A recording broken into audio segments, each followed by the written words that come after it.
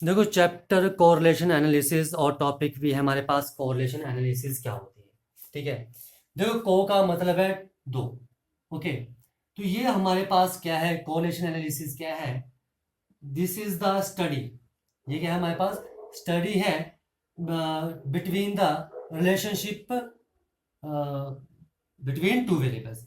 ठीक है। Correlation analysis क्या है?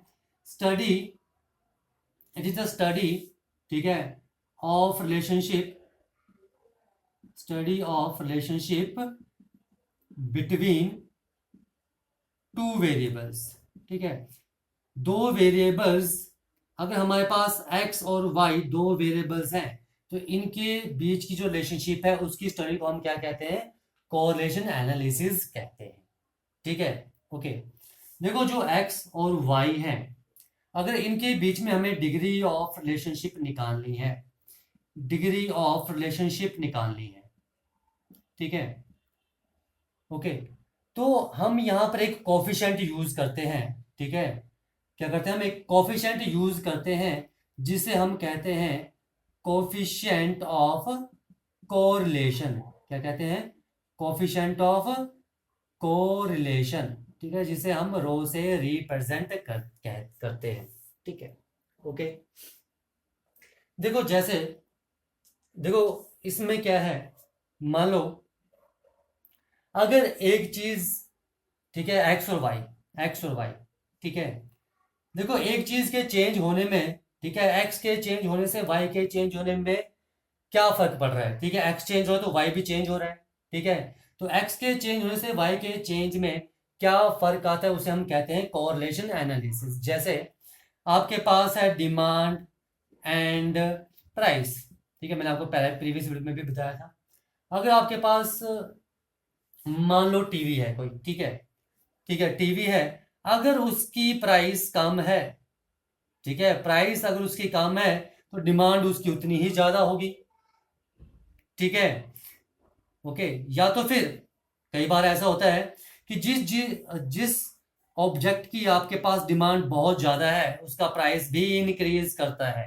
यानी कि डिमांड इंक्रीज होने के साथ साथ प्राइस भी इंक्रीज होता है। ठीक है। कई बार क्या होता है कि डिमांड, ठीक है, कई बार क्या होता है, जो डिमांड है वो प्राइस पर भी डिपेंड करती है। अगर प्राइस डिक्रीज हो रहा है तो डिमांड और भी ज्यादा इंक्रीज हो जाती है कई बार। ठीक है। तो यानी कि एक के चेंज होने से दूसरे के चेंज में क्या फर्क पड़ता है उसे हम कहते हैं, ठीक है, कोरिलेशन एनालिसिस। ठीक है। ओके। अब देखो यहां पर मैं आपको बता दूं, ठीक है, एक पॉजिटिव, एक हमारे पास होती है पॉजिटिव कोरिलेशन, एक होती है नेगेटिव। ठीक है। पॉजिटिव को हम डायरेक्ट भी बोलते हैं। ठीक है। अब देखो क्या है, अगर मान लो मेरे पास एक चीज इंक्रीज, ठीक है, अगर एक वेरिएबल की वैल्यू इंक्रीज कर रही है वो दूसरे की भी इंक्रीज कर रही है, ठीक है, या तो फिर एक की वैल्यू डिक्रीज कर रही है तो दूसरे की वैल्यू भी डिक्रीज कर रही है, तो हमारे पास कौन सी रिलेशन होती है, कौन सी कोरिलेशन होती है? पॉजिटिव कोरिलेशन होती है, जिसे हम डायरेक्ट भी कहते हैं। ठीक है। ओके। अगर एक ही, ठीक है, अगर एक वेरिएबल इंक्रीज कर रहा है और दूसरा भी इंक्रीज कर रहा है, ठीक है, या तो फिर एक डिक्रीज कर रहा है दूसरा भी डिक्रीज कर रहा है, तो हम उसे कहते हैं पॉजिटिव कोरिलेशन। ठीक है। और नेगेटिव में क्या है, अगर एक आपके पास वेरिएबल इंक्रीज कर रहा है दूसरा डिक्रीज कर रहा है, और या एक डिक्रीज कर रहा है दूसरा इंक्रीज कर रहा है, तो इसे हम कहते हैं नेगेटिव कोरिलेशन कहते हैं। ठीक है। ओके, ये चीज आगे समझ में। ठीक है। अब देखो यहां पर हमारे पास वेरियस मेथड है, ठीक है, डिटरमाइन करने के लिए, ठीक है, टू वेरिएबल्स के बीच में कोरिलेशन। देखो, टू वेरिएबल्स के बीच में कोरिलेशन को डिटरमाइन करना है तो हमारे पास क्या क्या मेथड है? एक तो है हमारे पास scatter diagram method, scatter diagram method, एक तो ये मेथड है हमारे पास। ठीक है। दूसरा है हमारे पास कार्ल पेयरसन्स, ठीक है, कोफिशिएंट ऑफ कोरिलेशन। ठीक है।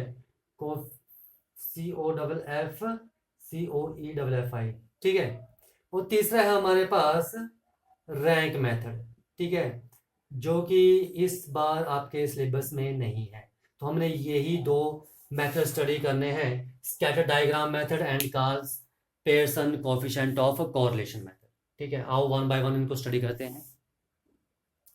देखो फर्स्ट है हमारे पास second scatter diagram method. Scatter diagram method, ठीक है, ये क्या करता है, हमें बताता है, ठीक है, दो वेरिएबल्स के बीच की कोरिलेशन को, कि वो कैसे कोरिलेटेड है। ठीक है, इसके लिए हम क्या करते हैं, रेक्टेंगुलर एक्सिस का यूज करते हैं, X axis and Y axis का हम यहाँ पर यूज करते हैं। ठीक है, और जो भी हमारे पास डाटा है, जो भी हमारे पास एक्स की वैल्यूज दी हैं या वाई की वैल्यूज दी हैं, उसे हम यहाँ पर ड्रॉ करेंगे पॉइंट्स के फॉर्म में।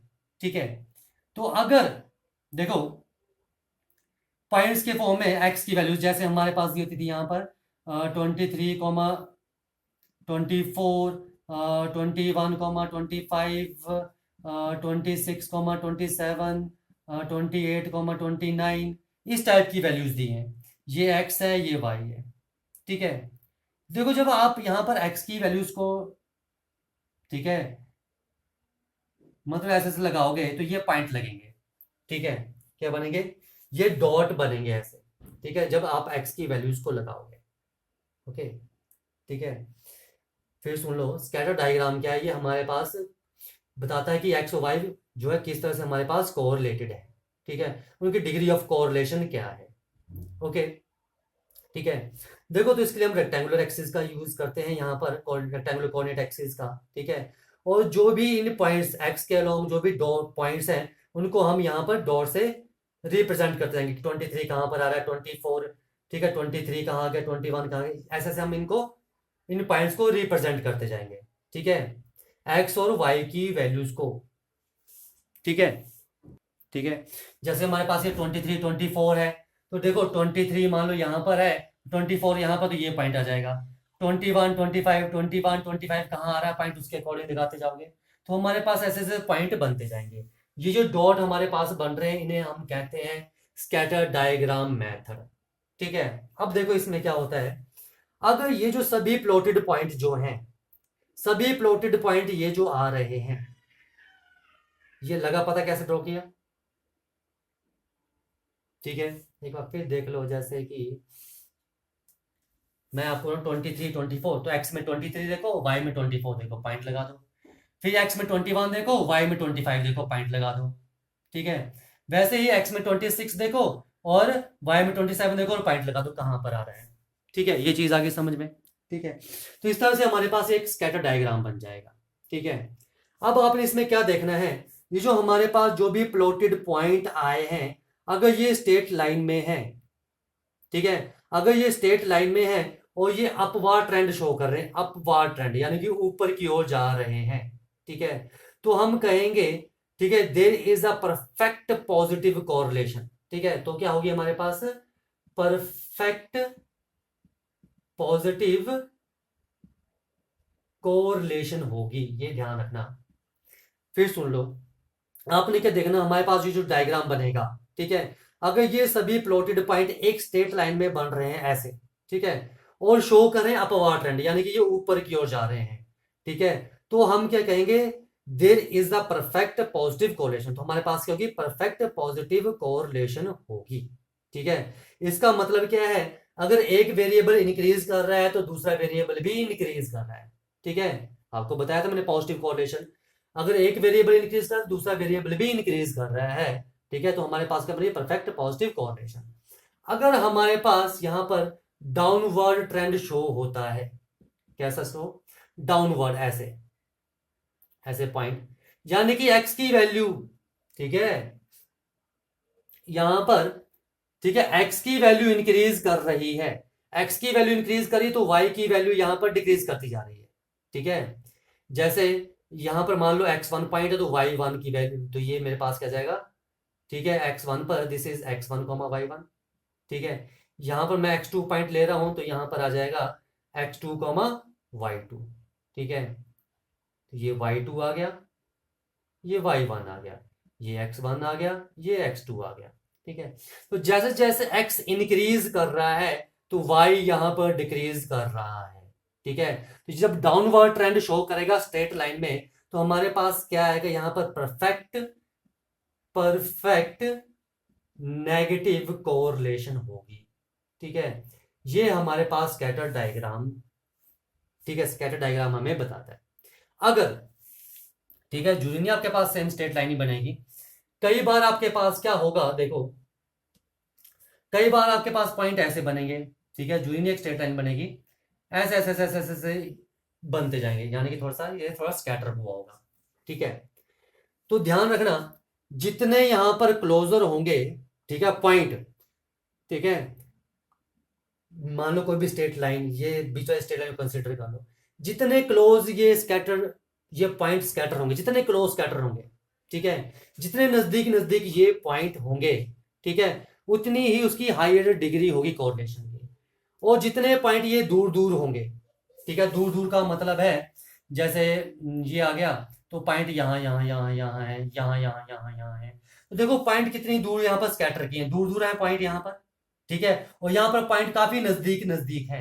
तो जितना पॉइंट नजदीक होंगे, ठीक है, जितनी नजदीक होंगे, जितने क्लोज स्कैटर हुए होंगे पॉइंट, उतनी ही हायर डिग्री होगी कोरिलेशन की, ठीक है, जितने क्लोज स्कैटर हुए होंगे पॉइंट, ठीक है, और जितने आपके पास, ठीक है, और जितने आपके पास यहाँ पर दूर स्कैटर हुए हैं, दूर दूर हुए हैं पॉइंट स्कैटर, ठीक है, दूर दूर फैले हुए हैं, उतनी ही उसकी कोरिलेशन की डिग्री कम होगी। तो ये चीज ध्यान रखना, अगर पॉइंट बहुत क्लोज स्कैटर हुए हैं तो उसकी कोरिलेशन की डिग्री क्या होगी, उतनी ही हाई होगी, अगर दूर दूर है ये तो उतनी ही कम होगी, ठीक है।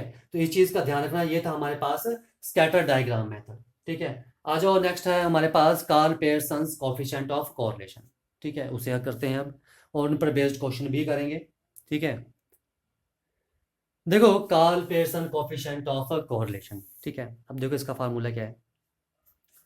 देखो जब हमारे पास बाइबियर डिस्ट्रीब्यूशन दी है, तो उसमें जो कार्ल पेयरसन है, इसमें कोएफिशिएंट ऑफ कोरिलेशन को उसको हम आर ऑफ एक्स वाई से रिप्रेजेंट करते हैं, ठीक है, ओके, या तो आप इसको ऐसे भी रिप्रेजेंट कर सकते हो एक्स, ठीक है, और इसका फार्मूला है मेरे पास covariance of x Y divide by standard deviation of variance of X and variance of, this is variance of Y, यानी कि कोवेरियंस ऑफ एक्स वाई डिवाइड बाय sigma X and sigma Y, ठीक है, उसके रूट है, यानी कि स्टैंडर्ड डेविएशन हुई, ठीक है। अब यहां पर कुछ चीजें हैं जो ध्यान रखनी है आपने। फर्स्ट पॉइंट है, अगर आर की वैल्यू -1 और 1 के बीच में हुई या इनके इक्वल हुई, तो हम कहेंगे ये क्या, परफेक्ट नेगेटिव कोरिलेशन है। क्या है ये, परफेक्ट नेगेटिव कोरिलेशन, ठीक है, बिटवीन एक्स एंड वाई, ठीक है, ओके, नहीं सॉरी, जब मेरे पास आर की वैल्यू -1 होगी, ठीक है, तब होगी ये, ठीक है, -1 होगी। इससे पहले एक चीज यार लिख लो, जो आर है वो -1 और 1 के बीच में होगा। सबसे पहला स्टेप है, आर जो है वो -1 और 1 के बीच में होगा या इनके इक्वल होगा। नंबर 2 है, अगर आर की वैल्यू -1 होती है तो वो मेरे पास परफेक्ट नेगेटिव कोरिलेशन होगी बिटवीन एक्स एंड वाई, ठीक है, अगर आर की वैल्यू -1 है, ठीक है। थर्ड है, अगर आर की वैल्यू +1 है तो वो मेरे पास क्या होगी, perfect positive correlation between X and Y होगी, ठीक है। नंबर 4, अगर आर की वैल्यू 0 है, अगर आर की वैल्यू मेरे पास 0 आ रही है, ठीक है, तो there is no correlation, there is no correlation, तो यहां पर कोई भी कोरिलेशन नहीं होगी बिटवीन एक्स एंड वाई, ये चीज ध्यान रखना। नाउ नंबर 5, अगर मेरे पास आर की वैल्यू -1 या -1 से बड़ी है और लेस देन इक्वल टू 0 है, ठीक है, तो मेरे पास क्या होगी, there is a negative correlation, क्या होगी, नेगेटिव कोरिलेशन होगी बिटवीन एक्स एंड वाई। ये आपने चीजें ध्यान रखनी है, ठीक है। ओके, कि -1, देखो अगर -1 है तो परफेक्ट नेगेटिव है, और अगर -1 और 0 के बीच में है या इन दोनों के इक्वल है तो वो नेगेटिव कोरिलेशन होगी मेरे पास। और अगर, ठीक है, आर की वैल्यू मेरे पास 0 या 0 से बड़ी 1 तक है तो वो मेरे पास क्या होगी, there is a positive correlation between X and Y. तो ये चीजें आपने ध्यान रखनी है, ठीक है। अगर ये चीजें पता होंगी तो आपको पूछ सकते हैं कि क्वेश्चन दिया होगा और पूछा होगा whether the relation correlation between X and Y is perfect negative, perfect positive, या नो कोरिलेशन, या नेगेटिव है या पॉजिटिव है। तो इन कंडीशन को ध्यान रखना, ये चीजें आपको पता होनी चाहिए, ठीक है। उसी पर ही बेस्ड ये क्वेश्चन होंगे। ओके, देखो हमारे पास यहां से मैं फार्मूला बता रहा हूं आपको निकाल के कि क्या फार्मूला बनेगा, ठीक है, और क्या बन सकता है। अगर हमारे पास यहाँ पर डायरेक्ट वैल्यूज दी हैं स्टैंडर्ड डेविएशन की और कोवेरिएंस की तो हो जाएगा। अगर नहीं दी है तो देखो कोवेरिएंस ऑफ एक्स वाई क्या था मेरे पास, R of x Y is equal to covariance of x Y 1/n summation X I Y I minus 1/n summation X I into 1/n summation Y I, यही था, ठीक है।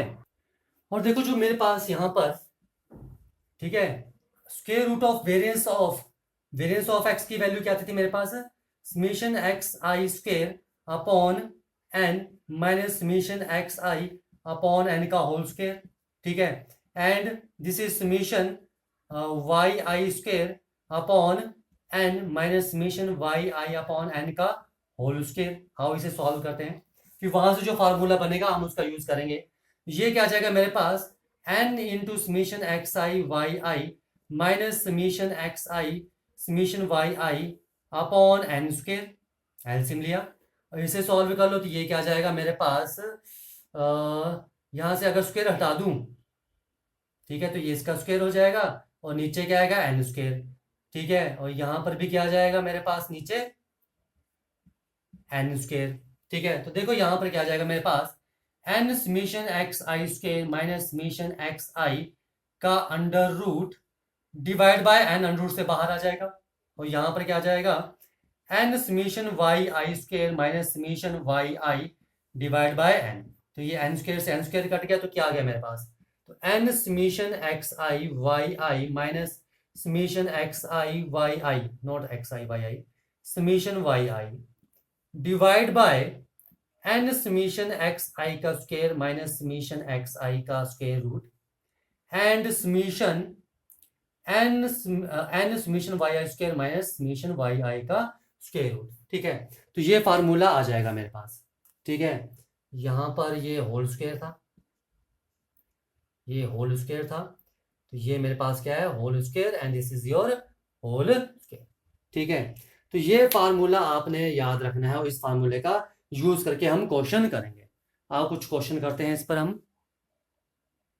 देखो question है, बोलते find the covariance and coefficient of correlation निकालना है यहाँ पर, ठीक है।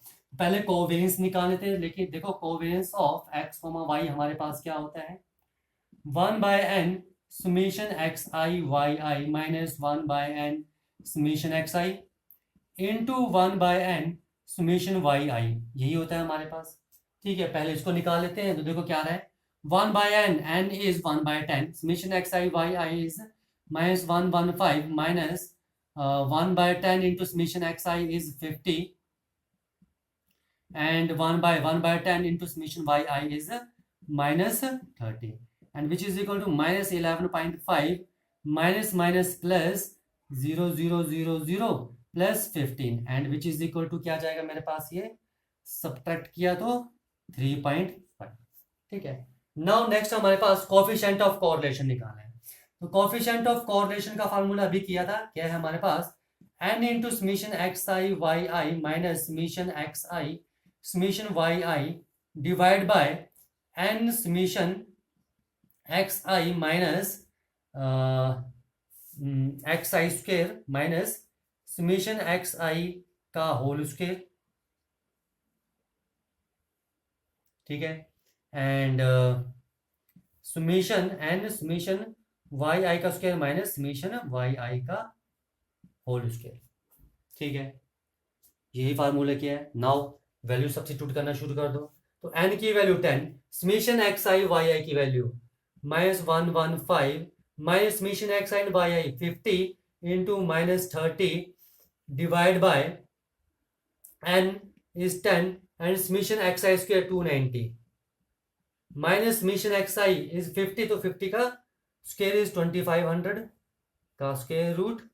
एंड साथ में क्या आ जाएगा मेरे पास 10 इंटू समेशन वाई आई का square is 300 minus summation Y I -30 का स्क्वायर इज 900 दिया जाएगा।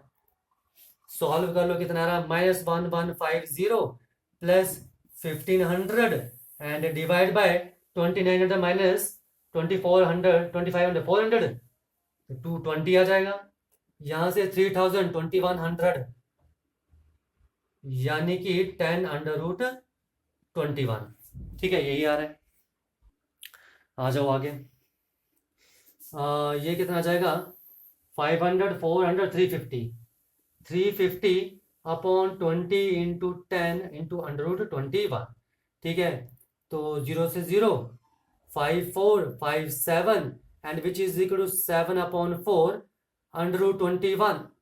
ठीक है, रैशनलाइज कर दो इसे, क्या हो जाएगा 7/21 अपॉन 4 इंटू 21 7 3 21। ठीक है, यहां लिख देता हूं मैं यहां पर। तो क्या आ जाएगा मेरे पास which is equal to √21 upon 12। ठीक है, यही आ रहा है √21 अपॉन 12। तो √21 की वैल्यू निकाल लो, क्या आ जाएगी 4 चौके 16 5 21 लग गया 0.208 5 6 5। ठीक है भाई 25 475 00 90 एंड 9 8 8 4.58। ठीक है, 64 एंड 8 9 72 6 1 3 2 0 0 तो 916 3 2 से जाएगा तो ये आ जाएगा मेरे पास 4.582 upon 12 and which is equal to 36 9 12 98 6 12 5 क्या रहा है ये 0.36 9 45 12 96 97 98 2 12 कम 12 10 तो 12 8 96 4 लगभग ये वैल्यू आएगी मेरे पास। ठीक है, चेक कर लेने से। तो ये मेरे पास कोवेरिएंस आ रहा है। आगे समझ में हमें किस तरह से क्वेश्चन करना है। ठीक है, आ जाओ और क्वेश्चन करते हैं। अब देखो क्वेश्चन आपके पास बोलते हैं कैलकुलेट द कोरिलेशन कोएफिशिएंट। देखो कोरिलेशन कोएफिशिएंट निकालना, ये हमारे पास वैल्यू थी। ठीक है, देखो कोरिलेशन कोएफिशिएंट का फार्मूला हमें पता है। ठीक है, ओके। तो देखो फार्मूला क्या है हमारे पास r of x comma Y is equal to क्या था n summation X Y minus summation X into summation Y upon summation X I का स्क्वायर, ये था X I and Y I minus summation X I का whole square का square root and N summation Y आई का square minus summation Y आई का whole square, यही था। अब यहां देखो मेरे पास एन दिया है, समेशन एक्स आई दिया है, summation Y I summation Y I लिखा नहीं है, समेशन वाई जो है 150 दिया है। ठीक है, ये वैल्यूज हमारे पास दी है, लेकिन हमारे पास समेशन एक्स वाई इस टाइप का नहीं दिया है।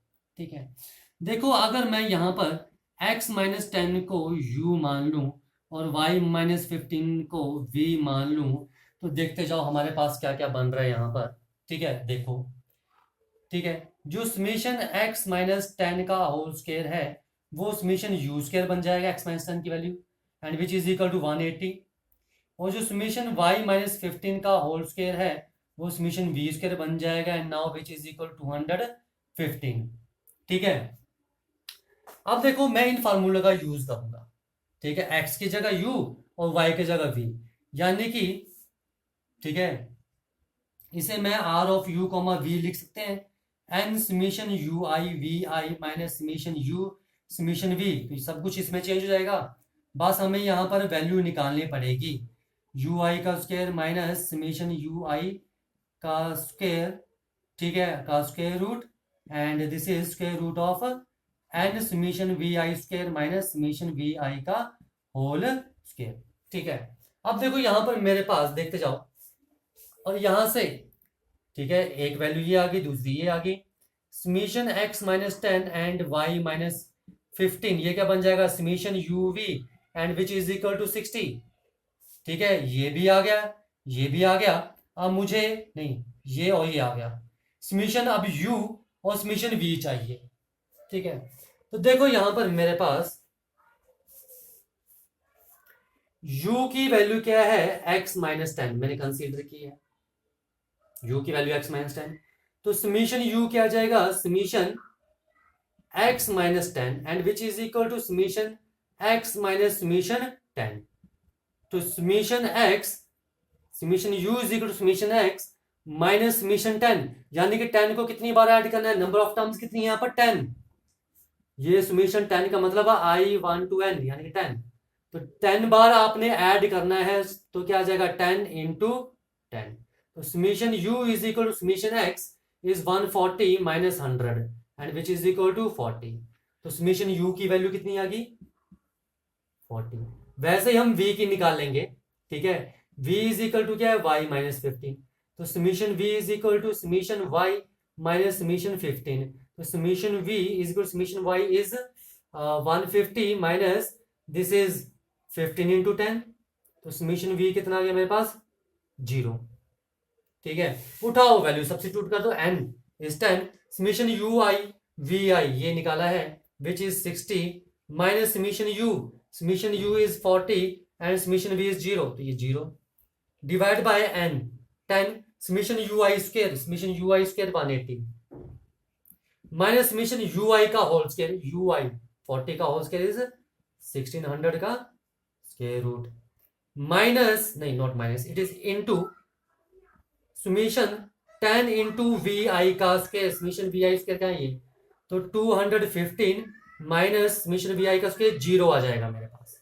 बस इसे सॉल्व करना है, तो विच इज इक्वल टू कितना आ गया 600 divide by 1800 minus 600 under root 200 and under root 2150, ये चीज आ रही है आपके पास। ठीक है, इसे सॉल्व करना है, आगे तो सारी कैलकुलेशन ही है, यहां मैं कर देता हूं, तो 600 अपॉन 200 है, तो 10 अंडर रूट 2 आ गया। ठीक है, एंड 2150 तो इसको मैं अंदर लिख सकता हूं इसमें 2150, जी कट गया, and which is 60 upon 0 and 4 under root and which is equal to 60 upon 10 under root 43 cut गया, and which is equal to 6 upon under root 43, ये आ रहा है मेरे पास। ठीक है, इसे सॉल्व करने ये पॉइंट लगभग 0.9 समथिंग आएगा। ठीक है, इसको सॉल्व करने कैलकुलेशन ही आगे। ठीक है, तो आया समझ में ये। ठीक है, आ जाओ आगे हम करते हैं। ठीक है, correlation coefficient when the bivariate distribution, जब आपके पास बाइवरेट डिस्ट्रीब्यूशन दी होगी तब हम कोरिलेशन कोफिशिएंट कैसे निकालेंगे। देखो, on finding correlation coefficient when vibrate the distribution is given. ठीक है, तो आपके पास ये डाटा दिया है, वाइब्रेट डाटा दिया है डिस्ट्रीब्यूशन। ठीक है, और आपने कॉस पेयर्सन कोफिशिएंट ऑफ कोरिलेशन निकालना है। देखो, तो इसे मैं किस फार्मूले से निकाल रहा हूं, r of x comma Y is equal to n summation you I we I minus summation you i and summation we i divide by N summation you i square minus summation you आई का whole square, just x I and Y i are replaced by u i and we i, तो N summation we I square minus summation we आई का whole square, यहाँ पर जो you आई है वो है मेरे पास एक्स आई माइनस ए, और जो वी आई है वो है मेरे पास y I minus b, where a is the assumed mean in x values and b is the assumed mean in y values. ठीक है, तो देखो यहाँ पर मैं अज्यूम्ड मीन जो बीच में मेरे को सेंटर ठीक रहे, मैं 5 ले रहा हूं, तो यू आई क्या जाएगा एक्स माइनस 5, और बी की वैल्यू यहाँ पर सेंटर वैल्यू मैं 12 ले रहा हूँ। ठीक है, वाई आई माइनस 12। यहाँ पर आप एक्स आई की जो मर्जी वैल्यू लो, 5 लेना, 3, 1, 9, 8, 9, 4, 2, इनमें से कोई भी वैल्यू ले सकते हो, और वाई आई की भी आप अज्यूम्ड मीन के लिए कोई भी वैल्यू ले सकते हो, वो आपकी मर्जी है। मैंने यहाँ पर 5 और 12 लिया है। ठीक है, आ जाओ निकालते हैं यहाँ पर वैल्यूज। ठीक है, तो सबसे पहले मुझे यू आई निकालना पड़ेगा, तो u I is equal to x I minus a, तो यानी कि एक्स आई माइनस 5। ठीक है, वी आई निकालना पड़ेगा, यानी कि वाई आई माइनस 12। ठीक है, उसके बाद मुझे क्या निकालना पड़ेगा, यहाँ पर यू आई और वी आई भी निकालना पड़ेगा। ठीक है, तो जाओ one by one. U I is equal to x I minus 5, 6 minus 5 1, minus 3 minus 1 4, minus 5 minus कर रहा हूँ इसमें, तो ये इसके सामने है ना, -4, एंड ये 10 यहाँ पर है, -1, this is 1 and this is 3। अब यहाँ पर आ जाओ -12, तो 1, -4, 0, 3, 5 माइनस किया था 0 आना चाहिए था।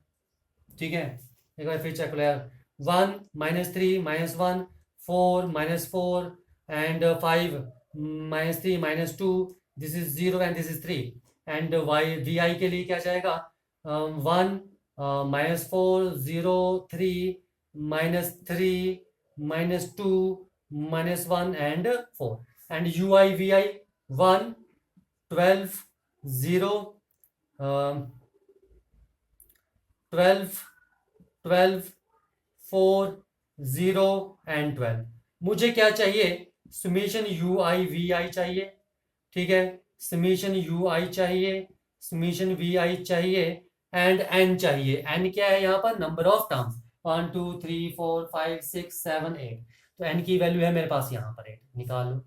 0, 3, 1, 1 से 1 किया, -3 and this is -3, -5 and -2, and this is -3, 0, -5, -6 and -2।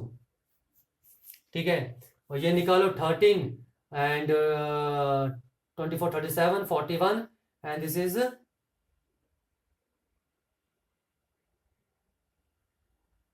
53, है ना। okay. अब मुझे क्या रहा, यू आई स्क्र रह गया और वी आई स्क्र रह गया, तो यू आई स्क्र और वी आई स्क्र भी निकालो, तो यू आई स्क्र क्या आएगा, 1, 9, 1, 16, 16, 4, 0 and 9, and we I square क्या जाएगा, 1, 16, 0, 9, 9, 4, 1 एंड 4।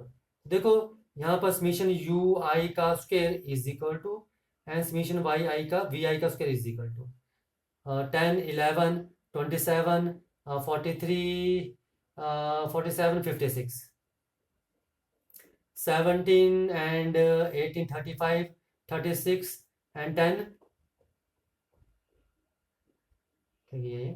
61, 17, 9, 26, 35, ये 16 है यार भाई, दिस इज 16, 17, 9, 26, 35, 36, 40, 50, 56, ये आ रहा है। उठाओ वैल्यू, सब्सिट्यूट कर दो, एन की वैल्यू 8। ठीक है, and you I we i is 53 minus summation you i and summation we i, तो -2 into -2 divide by n is 8 and summation you आई का square is 56 minus summation you आई का square is 4। ठीक है, and यहाँ क्या जाएगा, 8 इंटू वी आई का square is 56 and summation we आई का स्क्वायर इज -4। ठीक है, यही आ रहा है। एंड इसको कर लो 8 चुपले 4 तो 40 42 424 माइनस 4 अपॉन ये स्क्वायर रूट हट जाएगा सेम ही है तो 8 इंटू 56 48